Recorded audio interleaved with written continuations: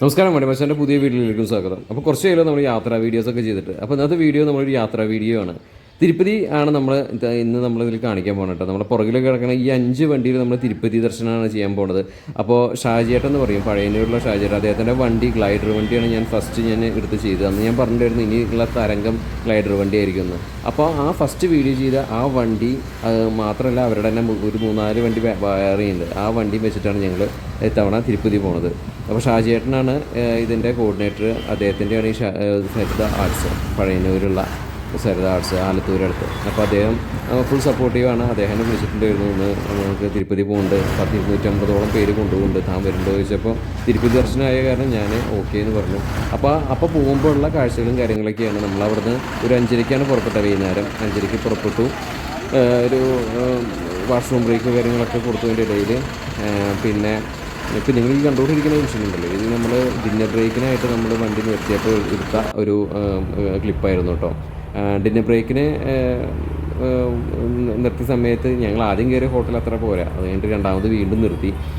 ആ ഹോട്ടൽ കുഴപ്പമുണ്ടായിരുന്നില്ല, പക്ഷേ നല്ല കത്തി ബില്ല് എന്ന് പറയില്ലേ, നമ്മൾ കത്തി ബില്ലായിരുന്നു ആ ഹോട്ടലിൽ നമുക്ക് ഉണ്ടായിരുന്നത്. ഈ ഹോട്ടലാണ് കത്തി ബില്ല് പറഞ്ഞത് കേട്ടോ. ഭയങ്കര വൃത്തി കാര്യങ്ങളൊക്കെ ഉണ്ട്, പക്ഷേ ബില്ല് അപാരമാണ് ഇവിടുത്തെ. അപ്പോൾ ഞാൻ വൈകുന്നേരം ആയതുകൊണ്ട് തന്നെ ഒന്നും കഴിച്ചിട്ടില്ല, ചായ മാത്രമേ കുടിച്ചുള്ളൂ. പിന്നെ അവിടെ നിന്ന് വീണ്ടും യാത്ര തുടർന്നു. നമ്മൾ പണ്ടൊക്കെ തിരുപ്പതിയിൽ എങ്ങനെയാണെന്ന് വെച്ചാൽ രാത്രി ആണ് നമുക്ക് ഫ്രീ ദർശനത്തിന് ടിക്കറ്റ് എടുത്തേന്നത്. പക്ഷേ ഇപ്പോൾ അങ്ങനെയല്ല, രാവിലെ ഒരു 11 മണിക്കൊക്കെയാണ് ടിക്കറ്റ് കൊടുത്തു തുടങ്ങുക. അപ്പോൾ അതുകൊണ്ട് നമ്മൾ രാവിലെയാണ് നമ്മൾ തിരുപ്പതി അല്ല ആദ്യം പോയത്, വേറൊരു ക്ഷേത്രത്തിലേക്കാണ്, ഗണപതി കോവിലേക്കാണ് ആദ്യം പോയത്. ആദ്യം രാവിലെ നമ്മളെത്തി ഒരു 8 മണിയോട് കാണിപ്പാക്കം ഗണപതി പറയും, അവിടെയാണ് നമ്മൾ വണ്ടി കൊണ്ടുപോയിട്ട് ഇട്ടത്. കാണിപ്പാക്കം ഗണപതിയുടെ അവിടെ ഒരുപാട് സ്ഥലമുണ്ട്, നമുക്ക് വണ്ടി പാർക്ക് ചെയ്യാനും അവിടെ ഫ്രഷപ്പ് ചെയ്യാനൊക്കെ ഇഷ്ടംപോലെ ബാത്റൂംസും കാര്യങ്ങളൊക്കെ ഉണ്ട് കേട്ടോ. അപ്പോൾ കാണിപ്പാകത്താണ് നമ്മൾ ആദ്യം പോയത്. നമ്മൾ ആദ്യം തിരുപ്പതി അല്ലെങ്കിൽ നമ്മുടെ ദേവസ്ഥാനത്തിൻ്റെ പാതയ്ക്ക് ടിക്കറ്റ് എടുക്കാനോ ഒന്നല്ല പോയത്. അത് നമുക്ക് ശരിക്കും പറഞ്ഞൊരു അടിയായത് പിന്നീടാണ് മനസ്സിലായത്, അത് വഴിയെ കാണാം. അപ്പോൾ നമ്മൾ ഇതാണ് കാണിപ്പാക്കം ഗണപതി ക്ഷേത്രം കേട്ടോ. വലിയൊരു ക്ഷേത്രമാണ്. അപ്പോൾ ഇവിടെ ഇതിനുള്ളിലേക്ക് മൊബൈൽ കാര്യങ്ങളൊന്നും കൊണ്ടുപോകാൻ പറ്റില്ല, പുറത്ത് മൊബൈലും കാര്യങ്ങളൊക്കെ വെക്കണം, എന്നിട്ട് അതിൻ്റെ ഉള്ളിൽ കടത്തി വിടുള്ളൂ. അപ്പോൾ ഇതാണ് ഓവറോള്. നമുക്ക് ഉള്ളിൽ വിഷ്വൽസ് ഒന്നും എടുക്കാൻ പറ്റില്ല കാണിപ്പാക്കത്തിൻ്റെ. അപ്പോൾ അതുകൊണ്ട് കുറച്ച് പുറമേയുള്ള കാഴ്ചകളൊക്കെ നിങ്ങൾക്ക് കാണിച്ചു തരാം. അപ്പോൾ ഇതൊക്കെയാണ് കാണിപ്പാക്കത്തിൻ്റെ കാഴ്ചകൾ കാര്യങ്ങളൊക്കെ കേട്ടോ. നല്ലൊരു ക്ഷേത്രമാണ് കാണിപ്പാക്കം ഗണപതി കോവിൽ. കുറച്ചുകൂടി നമുക്ക് അങ്ങോട്ട് നടക്കാം. അപ്പോൾ കുറച്ചുകൂടി അടുത്ത് വെച്ചിട്ട് നമുക്ക് അമ്പലം കാണാൻ പറ്റും. നല്ലൊരു കുളമൊക്കെ ഉണ്ട് കേട്ടോ അമ്പലത്തിൻ്റെ ഫ്രണ്ടിൽ, നല്ലൊരു രസമാണ്. നമ്മൾ കുറേ ആയി നമ്മളൊരുപാട് നേച്ചർ വിഷ്വൽസ് വീഡിയോസും ലോറി ലൈഫുകളൊക്കെ ചെയ്തു തരുന്നതാണ്. പിന്നീട് വ്യൂസിൻ്റെ കുറവ് കാരണം കൊണ്ടാണ് പിന്നീട് നമ്മൾ അതിൽ ഒക്കെ നമ്മൾ അങ്ങനത്തെ ടൈപ്പ് കണ്ടൻറ്റുകൾ കുറച്ചത്. പിന്നെ ഇത് തിരുപ്പതി ദർശനം പോയിട്ട് നമ്മുടെ ഷാജിയേട്ടൻ നമ്മുടെ ഗുരുതുല്യനായിട്ടുള്ള ആളാണ്. അപ്പോൾ അദ്ദേഹത്തിൻ്റെ 250 പേരാണ് ആൾ കൊണ്ടുപോകണം കേട്ടോ. ഇങ്ങനെ ഒരാളും ചെയ്യുന്നില്ല. അപ്പോൾ എന്ത് ടൈപ്പ് പാക്കേജുകളും കാര്യങ്ങൾക്കും നിങ്ങൾക്ക് ധൈര്യമായിട്ട് ബുക്ക് ചെയ്യാൻ പഴയന്നൂരുള്ള ഷാജിയേട്ടനെ. നമ്പർ കാര്യങ്ങളൊക്കെ ഡിസ്ക്രിപ്ഷൻ ബോക്സിലിടാം. ഞാൻ പറഞ്ഞ കുളം ഇതാണ് കേട്ടോ. ഇത് ഭംഗിയ കുളമല്ലേ കാണാനായിട്ട്, നല്ല നീല തെളിഞ്ഞ വെള്ളം ആണ് കിടക്കുന്നത് ഈ കുളത്തിൽ. നല്ല രസമായിട്ടുണ്ട്. അമ്പലം കാണാൻ നല്ല ഒരു അടിപൊളി വൈബ് തന്നെ കേട്ടോ. അത്യാവശ്യം നല്ല തിരക്കുണ്ടായിരുന്നു ഞങ്ങൾ രാവിലെ ചെന്നപ്പോൾ തന്നെ. അപ്പോൾ 250 പേര് ഇവർ കൊണ്ടുപോകുന്നുണ്ട്. അപ്പോൾ സരിതയുടെ ആ ഒരു ബാഡ്ജ് കാര്യങ്ങളൊക്കെ നമുക്ക് തരും. അപ്പോൾ ഇതാണ് അവരുടെ ഇത്. അപ്പോൾ കണ്ട നമുക്ക് ഇങ്ങനത്തെ ഒരു ബാഡ്ജ് തന്നിട്ടുണ്ടായിരുന്നു. ഇത് എല്ലാവരും ഇട്ടിട്ട് കൊണ്ടുപോകണം.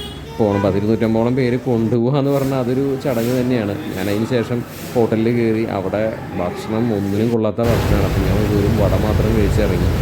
പിന്നെ ഇതാണ് നമ്മുടെ ഡ്രൈവർ ചേട്ടൻ. നല്ല അടിപൊളി വൈബാട്ടോ മൂപ്പര് ഡ്രൈവിങ്. ഇത്രയും വയസ്സായാലും ഞാൻ അദ്ദേഹത്തിന് ഇൻ്റർവ്യൂ ഇപ്പോൾ കുറച്ച് കഴിഞ്ഞിട്ട് കാട്ടിത്തരാം കേട്ടോ. എന്താ പെടാന്ന് വെച്ചിട്ട് 110-120 മൂപ്പര് പഠിച്ചത്. ഇപ്പോഴുള്ള ചെറുപ്പം പിള്ളേർ കണ്ട് പഠിക്കണം. അത് പണ്ടത്തെ WS വണ്ടിയിലൊക്കെ പഠിച്ചിട്ടുള്ള ആളാണെന്ന് ഇത് മൂപ്പരെ പെട കണ്ട് അറിയാൻ പറ്റും കേട്ടോ. അമ്മാതിരി പെടയാണ് മൂപ്പര് പഠിക്കുന്നത്. എനിക്ക് ഇങ്ങനത്തെ ഡ്രൈവർമാരൊക്കെ ഭയങ്കര ഇഷ്ടമാണ് അദ്ദേഹത്തിന്. അതുകൊണ്ട് തന്നെ ഞാനൊരു ഇൻ്റർവ്യൂ അദ്ദേഹത്തിന് എടുത്തിട്ടുണ്ട്, ലാസ്റ്റ് കാട്ടിത്തരാം. നല്ലൊരു മനുഷ്യൻ. ആൾ കണ്ണമ്പ്രയാണ് അദ്ദേഹത്തിൻ്റെ വീട്, പാലക്കാട്. അപ്പോൾ നമ്മുടെ വണ്ടി ഇത് BMR ഞാൻ ഈ യാത്ര പോകേണ്ടിരുന്നു കേട്ടോ. നമ്മൾ BMRലുള്ള യാത്ര എന്ന് പറഞ്ഞാൽ അറിയാമല്ലോ, പ്രത്യേക ഒരു വൈബാണ്. BS3 വണ്ടി എന്നൊക്കെ പറഞ്ഞാൽ ആ ഒരു വൈബ് ഇപ്പോഴത്തെ പുതിയ മോഡൽ വണ്ടികൾക്കൊന്നും കിട്ടില്ല. അപ്പോൾ നല്ല ഒരു രസമായിട്ടുള്ള ഒരു യാത്ര തന്നെയായിരുന്നു. അപ്പോൾ നമ്മൾ അവിടുന്ന് ഈ ഗണപതി കോവിലിന് നേരെ നമ്മൾ വെച്ച് പിടിക്കുന്നത് എവിടേക്കാണെന്നറിയോ? നമുക്കൊരു 12 മണിയോട് കൂടി നമുക്ക് ടിക്കറ്റ് ഇവിടെ കൊടുക്കും. അപ്പോൾ അതിന് മുന്നേ നമുക്ക് എവിടേക്കൊക്കെ എത്തണം എന്നറിയോ? പത്മാവതി ക്ഷേത്രത്തിലേക്ക് എത്തണം. നമുക്കൊരു അബദ്ധം പറ്റി. പത്മാവതിയിൽ എത്തുമ്പോൾ നമ്മുടെ ആൾക്കാർ വരാൻ കുറേ ലേറ്റായി. അപ്പോൾ എന്താ പറ്റിയെന്ന് വെച്ചാൽ 11 മണി 11:30 മണി 12 മണിയോട് കൂടിയാണ് നമ്മൾ ഈ ഒരു നമ്മുടെ പത്മാവതി ക്ഷേത്രത്തിൽ എത്തുന്നത്. പത്മാവതി ക്ഷേത്രം എത്തിയപ്പോഴും തൊഴുത് ഇറങ്ങുമ്പോൾ അവിടെ നട അടച്ചിരിക്കുകയായിരുന്നു. നമുക്ക് ഇറങ്ങുന്ന സമയമ്പോഴേക്കും ഒരു മണിയോളമായി നമ്മളവിടെ നിന്ന്. ഈ കാണുന്നതാണ് പത്മാവതി.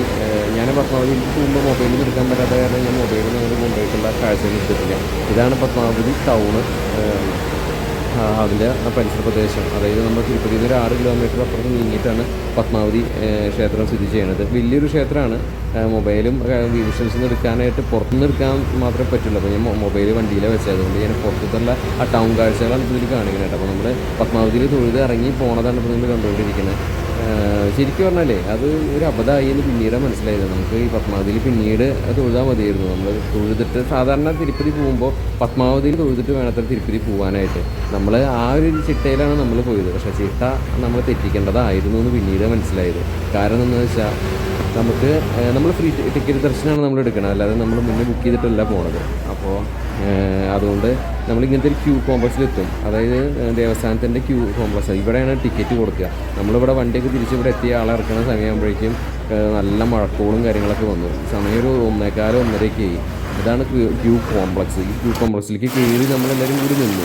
അപ്പോഴേക്കും എൻ്റെ പൊന്നു ഒരു ജാതി മഴ എന്ന് പറയില്ല. നമ്മളാ ഉരുളി പൊട്ടിയിട്ട് വെള്ളം ലെവലിലൊക്കെ ഉള്ള ഒരു പെട്ടെന്നുണ്ടാകുന്ന ഒരു മഴ എന്ന് പറയില്ല. അമ്മാതിരി ഒരു തുള്ളിക്ക് കുടന്ന രീതിയിൽ മഴയൊക്കെ പെയ്ത് കംപ്ലീറ്റ് നനഞ്ഞു. നമ്മളൊക്കെ നനഞ്ഞ് കിളിഞ്ഞു. ഞാനൊക്കെ മൊത്തം നനവ് ഞാനൊരു ജീവിതത്തിൽ അടുത്ത കാലത്തൊന്നും ഉണ്ടായിട്ടില്ല. അങ്ങനെ അവിടെ നിന്ന് ടിക്കറ്റ് കിട്ടില്ല. ലാസ്റ്റ് അവർ പറഞ്ഞു, പോലീസുകാരൊക്കെ ഉന്തിത്തട്ടി കടന്നു പോകാൻ പറഞ്ഞു.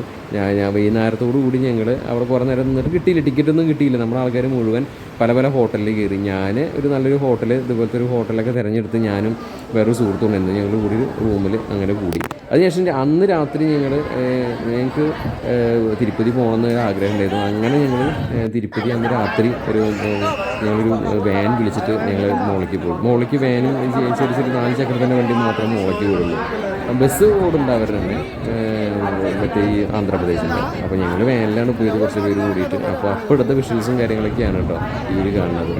നല്ല രസമുണ്ടല്ലേ തിരുപ്പതി അമ്പലം കാണാനായിട്ട്. നല്ലൊരു വൈബാണ് അല്ലേ. ശരിക്കും പറഞ്ഞൊരു പോസിറ്റീവ് പ്ലസൻറ്റ് മൂഡ് എന്നൊക്കെ പറയില്ലേ. ശരിക്കും ഒന്നും പറയല്ലേ. സന്ധ്യ നേരത്തെ ഇങ്ങനത്തെ ഒരു കാഴ്ച കിട്ടണം. നമ്മൾ പകൽ വന്നത് നോക്കുമ്പോൾ നമുക്ക് അങ്ങോട്ടും ഇങ്ങോട്ടും ഒരു 160 രൂപ പോയാലും സാരില്ല. ബസ്സിലാണെങ്കിൽ, വാനിലാണെങ്കിലും അത്രയ്ക്കിനെ മേടിക്കുള്ളൂ അവർ. സൂമോയിലാണെങ്കിലും അത്രയ്ക്കിനെ മേടിക്കുള്ളൂ ഒരാൾക്ക്. അപ്പോൾ ഈ ഫീല് കിട്ടാൻ വേണ്ടിയിട്ടാണ് നമ്മൾ സന്ധ്യ നേരത്തെ അന്ന് വന്ന ദിവസം തന്നെ വൈകുന്നേരത്ത് ഇവിടെ വന്നത് കേട്ടോ. അപ്പോൾ ഇവിടത്തെ ആ ഒരു ഫീല് കാണണം. അപ്പോൾ ഇതാണ് നമ്മുടെ. അപ്പോൾ അവിടെ നിന്ന് പിന്നെ തിരിച്ചു പോകുന്നു ഞങ്ങൾ. രാത്രി കിടന്നു തുടങ്ങി. പിറ്റേ ദിവസത്തെ കാഴ്ചയാണിത്. ഷാജിയേട്ടാ നമസ്കാരം. ഷാജിയേട്ടാ നമസ്കാരം. അപ്പോൾ എന്താണ് ഇന്നത്തെ ട്രിപ്പിനെ കുറിച്ച് പറയാനുള്ളത്? എത്ര പേരാണ്? 190 പേരാണ് വന്നിട്ടുള്ളത്. നമ്മൾ ഇന്നലെ നമുക്ക് ദർശനം കിട്ടിയില്ലെങ്കിൽ കൂടി ഇന്നിപ്പോൾ നാളെ രാവിലേക്ക് 3 മണിക്ക് എല്ലാവർക്കും ടിക്കറ്റ് കിട്ടിയിട്ടുണ്ട്. നമ്മൾ ഇപ്പോൾ കാളഹസ്തിയിൽ പോയി എല്ലാവർക്കും പൂജ കഴിപ്പിച്ച് തൊഴിച്ചിട്ട് നമ്മൾ കൊണ്ടുവരും. ഇത് നമ്മൾ എല്ലാ മാസവും ഇങ്ങനെ വരുന്നതാണ്. ഏതൊക്കെ ട്രിപ്പുകളാണ് ചെയ്യേണ്ടത്? നമ്മൾ എല്ലാ മാസവും ആദ്യത്തെ ഞായറാഴ്ച തിരുപ്പതി, 2ാം ശനിയാഴ്ച തലേദിവസം മൂകാംബിക, മലയാള മാസം 1-ാം തീയതി തലേദിവസം 4-ാം തീയതി ശബരിമല, ഇംഗ്ലീഷ് മാസം ലാസ്റ്റ് വെള്ളിയാഴ്ച രാമേശ്വരം. എല്ലാ മാസമുള്ളതാണ്. കുറെ വർഷങ്ങളായിട്ട് നമ്മുടെ പഴയന് വരുന്നത് അല്ലേ? 26 വർഷമായി. പിന്നെ ശബരിമല, മൂകാംബി എല്ലായിടത്തും നമുക്ക് നല്ല ഒരു ഹോൾഡും ഉണ്ടല്ലേ? നന്നായിട്ട് നമ്മളൊപ്പം കൂടെ ഉണ്ടാവും. എല്ലാവരും കൂടെ ഉണ്ടാവും. അതാണ് ഷാജിയേട്ടൻ്റെ പ്രത്യേകത. ഇല്ലാത്ത ആൾക്കാർക്ക് വരുമ്പോൾ സംശയങ്ങളുണ്ടാവും. പക്ഷെ അത് നമ്മൾ പറഞ്ഞു കൊടുത്ത് കറക്റ്റ് ആക്കി കൊടുക്കും. Okay thank you. അപ്പോൾ അതൊക്കെയാണ് കാര്യങ്ങൾ.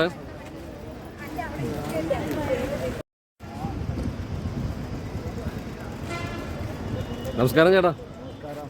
ചേട്ടൻ്റെ പഴയ കഥയൊന്ന് പറഞ്ഞേ. നമ്മുടെ പഴയ വണ്ടി എത്ര വർഷം എക്സ്പീരിയൻസ്? 43 വർഷത്തെ എക്സ്പീരിയൻസ്. എനിക്ക് ഭാഷ അറിയാം.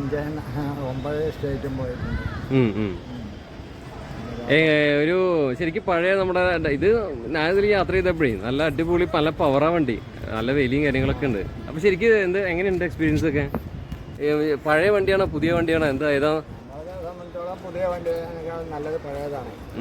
എല്ലാം കൊണ്ടും മറ്റുള്ളതായിട്ടും പുതിയ വണ്ടി നമ്മൾ ഉദ്ദേശിച്ച സമയത്ത് എത്താനോ എത്തുന്നുള്ള പ്രതീക്ഷിക്കുന്നു.